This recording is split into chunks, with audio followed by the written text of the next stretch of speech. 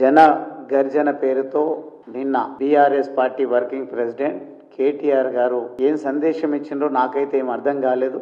మీకేమైనా అర్థమైందా అని తెలుసుకోవడంలో భాగంగా ఇక్కడికి నేను ఈరోజు రావడం జరిగింది పార్టీ ఆఫీస్కు. అని అందరిలో అదే ప్రశ్న కనిపిస్తూ ఉంది. ఎందుకు జన గర్జన అని పేరు పెట్టిండ్రు, వారు గర్జించింది ఏంది, ఉద్ధరించింది ఏంది అనేది ఒక విస్తృతంగా చర్చ జరుగుతూ ఉంది నిన్నటి నుంచి. కారణం ఏంటంటే కేటీఆర్ గారు అధికారంలో లేరు. అదేవిధంగా అచ్చంపేట ఒక జనరల్ కాన్స్టిట్యున్సీ కాదు. అక్కడ ఆయన నియమించినటువంటి ఆ కార్యక్రమాన్ని విజయవంతం చేయాలని నియమించినటువంటి వాళ్ళు ఒక రిజర్వ్డ్ కేటగిరీకి చెందినటువంటి వాళ్ళు కూడా కారు. అంతెందుకు అచ్చంపేటలోనే ఈ జనగర్జన నిర్వహించాలని భావించినరో ఎవరికి అర్థం కానటువంటి పరిస్థితి. ఒక రకంగా నేను అచ్చంపేట బిడ్డగా గర్వపడతా ఉన్నా. ఎన్నికల నోటిఫికేషన్ ఈ రోజే వచ్చినట్టుగా మనం వార్తలు వింటా ఉన్నాం. నిన్ననే కేటీఆర్ గారు ఎన్నికల నగారా ఇక్కడి నుంచే మోగిస్తున్నట్టుగా ఏదో మాటలు మాట్లాడడం జరిగింది. అంటే